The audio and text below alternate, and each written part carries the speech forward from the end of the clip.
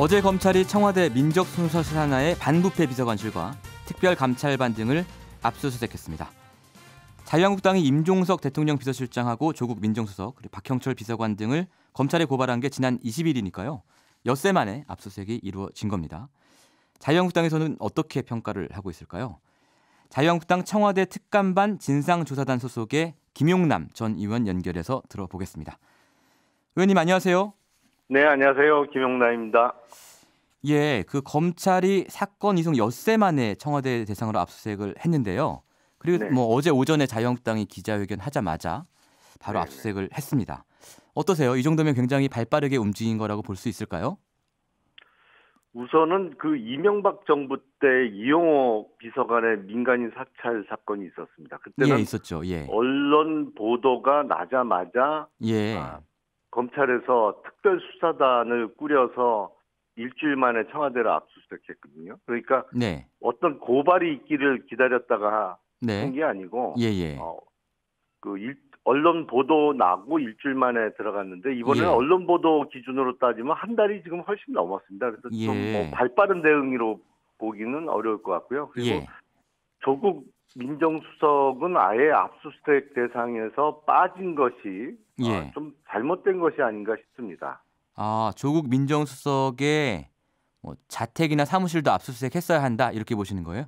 저희가 고발장은 임종석 비서실장, 조국 민정수석 그리고 박형철 반부패 비서관, 특감반장 이렇게 4명을 고발했거든요. 예.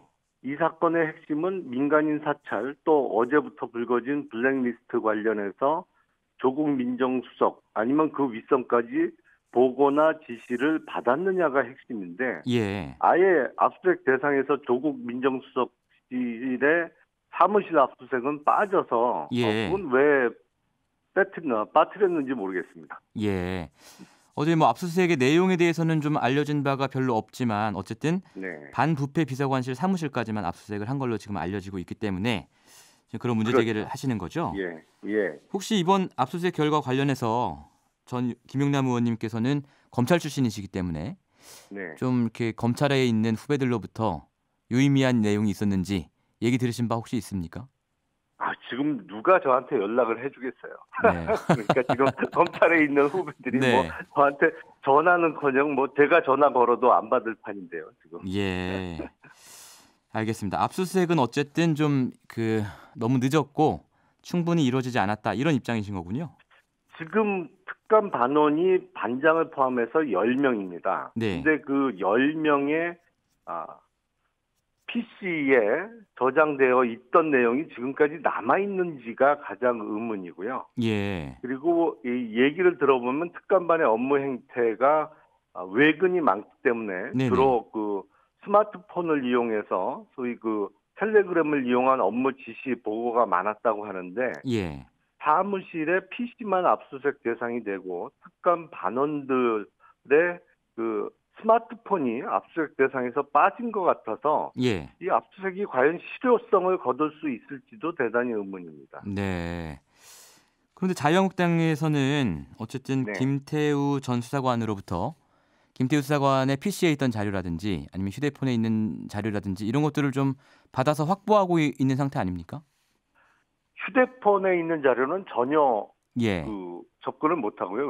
왜냐하면 김태우 수사관이 청와대에서 나오기 전에 사용하던 휴대폰은 사실상 뺏긴 거지만 동의서를 강제로 진구받고 그 청와대에서 가져갔습니다. 그러니까 그 핸드폰은 청와대가 아마 지금 검찰에 넘기지 않았을까 싶은데 김태우 수사관은 그 휴대폰에 있던 자료는 전혀 본인이 갖고 있지 못하죠.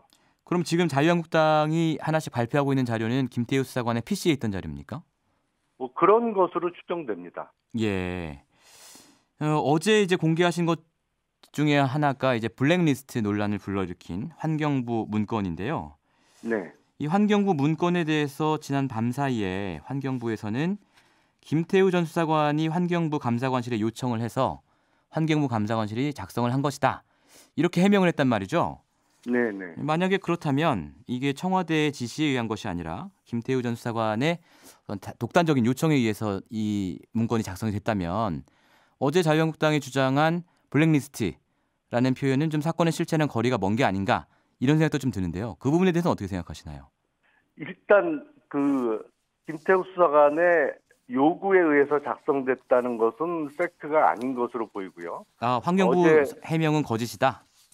아니, 그러니까 환경부 해명이 의미가 있는 것은 어쨌든 처음에는 환경부에서 이 문건은 환경부에서 작성된 게 아니다라는 게 첫 반응이었거든요. 근데 어제 밤 자정 무렵에 환경부에서 작성된 건 맞다. 근데 김태우 수사관의 요구에 의해서 작성된 거다라는 그렇습니다. 것이 이제 환경부 입장 같아요. 그래서 일단 문건의 작성 주체와 출처가 확인된 것은 의미가 있다고 보고요. 그리고 김태우 수사관이 요구를 했느냐 안 했느냐는 지금 양쪽 간의 얘기가 완전히 상반되는 것으로 보입니다. 근데 요구를 했다 하더라도 그때 김태우 수사관은 청와대 특감반 직원으로서 요구를 했던 것이고 그 요구에 의해서 갑자기 그런 문건이 만들어졌을 것으로는 보이지 않거든요. 그러니까 그 문건의 내용을 보면 이미 사퇴를 종용받은 사람들이 사표를 제출한 사람이 있고 제출 곧 할 사람, 그리고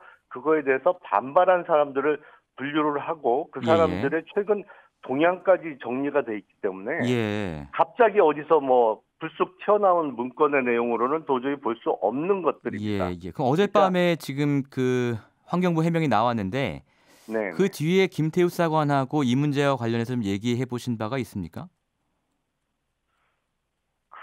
환경부 해명에 대한 제 반박이요. 제가 뭐 직접 연락을 주고받지는 않습니다만 혹은 얘기를 들으신 바가 있다거나요? 간접적으로 얘기 들은 바에 의하면 이거는 그런 요구나 그 요청을 한 바가 없고 본인은 요청하지 않았다? 그렇죠. 환경부에 갔을 때 거기 모 간부가 자발적으로 이거를 저희가 이렇게 열심히 사표를 잘 받아내고 있습니다 하면서 전달을 해줘서 이것을 그때 특감반장한테 그대로 보고했다라는 얘기는 전해 들은 바가 있습니다. 그거는 어젯밤 해명이 나오기 전의 얘기죠? 전의 주장이죠? 그렇습니다. 알겠습니다. 지금 환경부 해명이 나온 상태이기 때문에 이 부분은 또 한번 양쪽 얘기를 좀 맞춰봐야 될 것 같고요. 자유한국당은 이 자료를 김태우 수사관으로부터 직접 받았습니까? 아니면 다른 루트를 통해서 받았습니까? 아니요, 뭐 직접 저희가 연락을 주고받는 사이는 아니기 때문에. 직접 연락은 안 주고받으세요? 그 뜻밖이군요. 그러면요, 이제 좀 궁금한 게요. 이게 블랙리스트라고 좀 부를 수 있으려면 뭔가 이게 이 사람들의 동향 파악 수준이 아니고 사퇴를 시키기 위해서 어떤 적극적인 어떤 자귀가 있어야 되는 거 아닌가? 뭐 이런 생각도 좀 드는데요. 혹시 그런 자귀를 뒷받침할 만한 다른 문건이나 자료를 확보하고 계신 건 없습니까? 글쎄요, 뭐 저희가 당장은 없는데 아마도 지금 여러 언론사들에서 그 리스트에 적혀 있는 사람들한테 연락을 해서 사퇴 압박을 받았다라는 확인까지는 지금 돼 가고 있는 것으로 제가 전해 들었습니다. 이분들이 사표를 제출한 게 자발적으로 아니고 압박을 받아서 사표를 낸 것이다라는 진술이 나오고 있다는 얘기죠? 그렇습니다. 그 압박은 청와대로부터의 압박입니까? 아니면은 다른 곳으로부터의 압박입니까? 보다는 환경부에서 사표를 종용했다고 봐야겠죠. 환경부에서 사표를 종용했다. 알겠습니다. 그리고 이제 또 한 가지 포인트가 아까도 그 얘기 잠깐 나왔습니다만은 이게 이제 청와대의 지시에 의한 것이냐 아니냐 이 부분인데요. 혹시 이 부분도 좀 뒷받침할 수 있는 뭐 자료라든지 진술이 있습니까?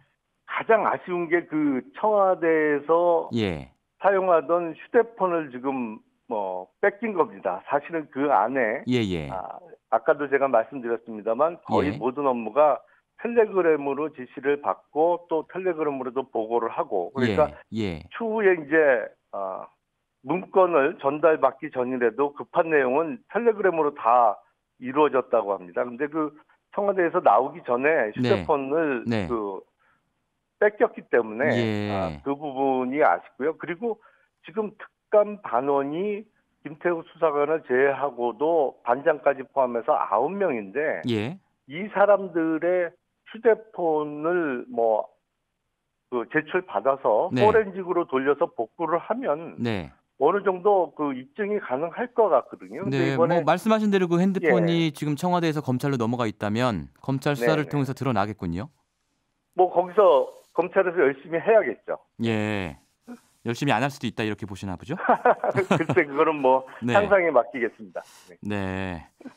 알겠습니다. 혹시 그렇다면 지금 제가 이 어제 발표하신 문건에 대해서 다른 여러 가지 것들을 깊이를 여쭤봤는데 그 폭으로는 어떻습니까? 지금 환경부 산하뿐만 아니고 다른 부처 산하의 어떤 공공기관장의 동향에 관한 문건이 있다거나 뭐 이런 건 추가적으로 혹시 확보하고 계신 게 있는지요?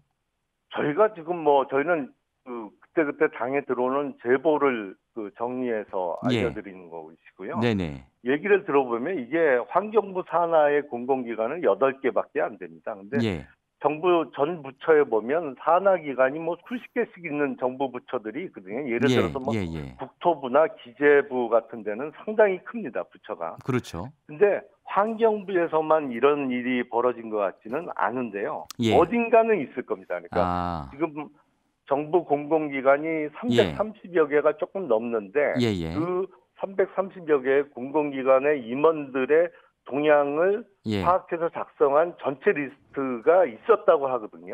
청와대에. 있었다고 하는 건 어디서 들으신 거예요? 그건 뭐 전에 들은 얘기죠. 그리고 언론에도 오늘 보니까 많이 그 내용이 나왔던데요. 지금 저희 청취자분들께서요. 마침 6490번님께서 간접적으로 듣고 건너서 듣고 확실한 물증은 하나도 없는 거 아닌가요? 이런 문자를 보내주셨어요. 글쎄 어제도 문건을 저희가 공개를 했습니다만 그 전에 청와대에서 타기관으로 이첩한 첩보 목록에 이인걸 특감반장의 서명도 들어있고 그 서명이 본인이 한 것은 맞다는 것도 인정을 했습니다. 거기에 대해서는 근데 지금 반론이 나와 있는 게 이게 김태우 수사관의 검찰 승진 심사 실적 제출 용일 뿐이다. 그리고 그거 자체도 이제 그 김태우 수사관이 중앙지검에 근무할 때 작성된 문건이다. 첩보다. 이런 반론이 나와 있지 않습니까? 아니죠. 그 첩보는 청와대에 근무할 때 작성된 것이 맞고 그 청와대 해명대로 그게 그러니까 처음 첩보는 중앙지검에 있을 때 했는데 청와대 지시에서 보강했다라는 게 지금 김태우 수사관의 주장인 거죠? 뭐 직접적으로 그 창조경제혁신센터에 있는 직원들을 만나서 이야기를 들은 거는 청와대에 근무하기 시작한 이후라고 합니다.